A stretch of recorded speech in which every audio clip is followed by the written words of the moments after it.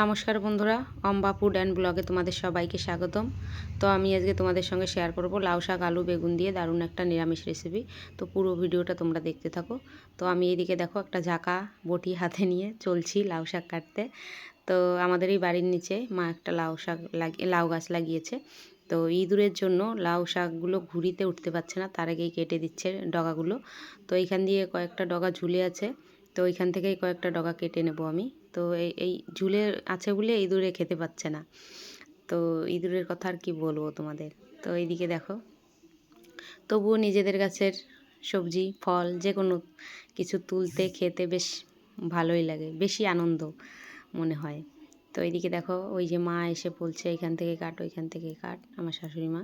তো গাছ লাগাতে, ফুল গাছ লাগাতে, সব কিছু সবজি লাগাতে খুবই মানে পছন্দ করেন। তো এই দেখো, আমি এক ঝাঁকা ডগা কেটে নিয়েছি। তো এখন যাব রান্না করতে। তো এইদিকে সামনেই বেগুন গাছ আছে, ওই দেখো দেখতেই পাবে তোমরা। তো ওই বেগুন গাছ থেকে আমি কয়েকটা বেগুন ছিঁড়ে নেব। তো এখানে ছোট ছোট বেগুন, একটু মোটা মোটা বেগুন হলে ভালো হতো। তো কিছু করার নেই, আমাদের গাছে যে বেগুনগুলোই আছে ওই বেগুনগুলো দিয়েই আমি রান্না করব। তো এই বেগুনগুলোকে আমরা ষোলো বেগুন বলি। দেখো একদম ছোট ছোট বেগুনগুলো, খেতে কিন্তু খুব ভালো লাগে। এগুলো ছোট মাছ দিয়ে বা সিদ্ধ করে ছানা করে খেলেও গরম গরম ভাতের সঙ্গে বেশ ভালো লাগে। তো এইদিকে দেখো, আমি কেটে গুছিয়ে নিয়েছি এই যে বেগুন, তারপরে আলু, লাউ শাক, সব কটাই কিন্তু আমাদের নিজেদের বাড়ির। আলুটাও আমাদের নিজেদের বাড়ির। তো এইদিকে দেখো আমার ননদ কেটে দিচ্ছে, তো আজকে সকালেই এসছে। আর এইদিকে দেখো আমি রান্না করতে বসে গেছি, আর কেটে দিয়েছে, সব কিছু কেটে ধুয়ে আমাকে গুছিয়ে দিয়েছে। আমি এখন রান্নাও করতে বসে গেছি। আমার ভাত হয়ে গেছে, আগে ভাত ডাল হয়ে গেছে। তো এখন আমি নিরামিষ রেসিপিটা করব, তোমরা দেখতে থাকো। এদিকে দেখো বড়িগুলো ধুয়ে, কালাইয়ের বড়ি, কালাই ডালের বড়ি এগুলো। তো এই বড়িগুলো ধুয়ে একটু হলুদ লবণ মেখে নিয়েছি। এখন তেল দিয়ে দিয়েছি কড়াইতে, তেল দিয়ে ভালো করে ভেজে নেব আমি বড়িগুলো। একটু ধুয়ে নিলে না ভালো হয়, হলুদ লবণটা গায়ে মাখে, আর ভাজলেও খুব সুন্দর হয়, খেতে ভালো লাগে। আর গায়ে নোংরা টোংরা থাকলেও পরিষ্কার হয়ে যায়, ধুলোবালি থাকতেই পারে যখন শুকাতে হয়। তো ওই জন্য আমি ধুয়ে নিয়েছিলাম। তারপর ওই তেলেই বেগুনগুলো ভেজে আমি উঠিয়ে নেব। তো বেগুনগুলো ভাজছি, আমি চিকন চিকন করে কেটে নিয়েছি বেগুনগুলো শাকের মতন করে। তো আমি এখন তেলে যে ভাজা হয়ে গেছে, আমি এখন উঠিয়ে নেব। তারপর ওই তেলে ভেজে নেব আলু, মানে ওই তেলে ভাজবো, ভেজে ওর ভিতরেই শাক দিয়ে দেবো, দেখতেই পাবে, দেখতে থাকো। এখন আলুগুলো আমি সুন্দর করে ভেজে নেব। আর এত ধোয়া হচ্ছিল বন্ধুরা, কি বলবো। দেখো আমি দাঁড়িয়ে নিয়েছি, ধোয়ার জন্য আমি রান্নাই করতে পারছিলাম না, এরকম অবস্থা হয়ে গেছিলো। তো এর মধ্যে আমি দিয়ে দিচ্ছি লবণ হলুদ।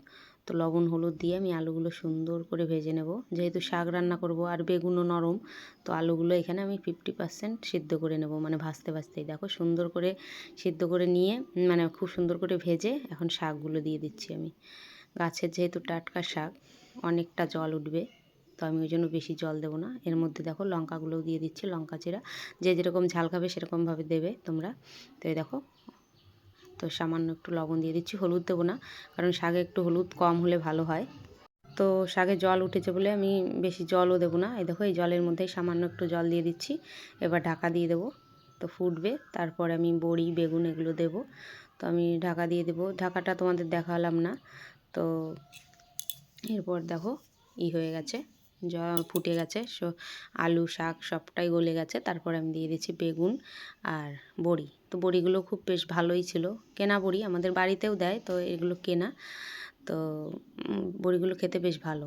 তো এখন আমি নামিয়ে নিয়ে তারপরে সোমবারা দিয়ে দেবো। তো ফোড়ন দিতে আমি অল্প সামান্য একটু তেল দিয়েছি, যেহেতু শাকে বেশি তেল মশলা হলে ভালো লাগে না খেতে, আমরা ভালো খাই না, যে যেরকম খায়। তো এবার দেখো তেজপাতা লঙ্কা দিয়ে দিয়েছি, আর দেব একটু রাঁধুনি আর কালো জিরে ফোড়নে দিয়ে সামান্য একটু আদা, আর কোনো মশলা কিন্তু যাবে না এর মধ্যে। দেখো আদা দিয়ে দিয়েছি, এবার ফোড়ন দিয়ে দেবো। অনেকে অনেক মশলা দিয়েই খায়, কিন্তু আমাদের বাড়িতে আমরা খাই না, আমরা যেরকম করে রান্না করি সেটাই তোমাদের সঙ্গে শেয়ার করলাম। তো এই দেখো ফোড়ন দিয়ে দিয়েছি, আর গামাখা গামাখা করবো ঝোলটা। হ্যাঁ, ফোড়ন দিয়ে তারপরে একটু ঢাকা দিয়ে দিয়েছি, যেহেতু উনুনের জাল তাড়াতাড়ি ঝোলটা শুকিয়ে যায়, ওই জন্য ঢাকা দিয়ে দিয়ে রান্না করছি। এই দেখো হয়ে গেছে, সামান্য একটু চিনি দিয়েছিলাম, তো সেটা তোমাদের দেখাতে পারিনি, দুঃখিত। তো তোমরাও একটু সামান্য চিনি দিয়ে দেবে এভাবে রান্না করতে চাইলে। তো এইদিকে দেখো আলু আর বড়িগুলো অনেকে ভেঙে ভেঙে দেয়, আমি কিন্তু ভেঙে দেইনি, আমাদের বাড়ি আস্ত খেতে ভালোবাসে ওই জন্য। তো এই দেখো আমার রান্না কিন্তু পুরো কমপ্লিট।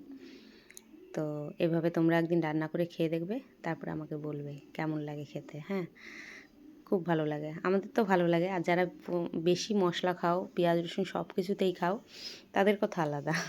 মানে যারা একটু কম মশলা খাও তারা এইভাবে একদিন রান্না করে খেয়ে দেখবে, বেশ ভালো লাগে। আমার তো খুব ভালোই লাগে খেতে।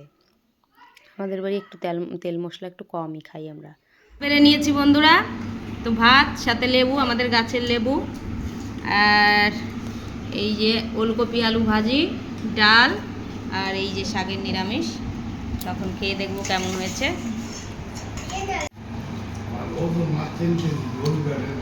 মা খাচ্ছে, সবার খাওয়া হয়ে গেছে, মাঠটা উঠালাম ভিডিও।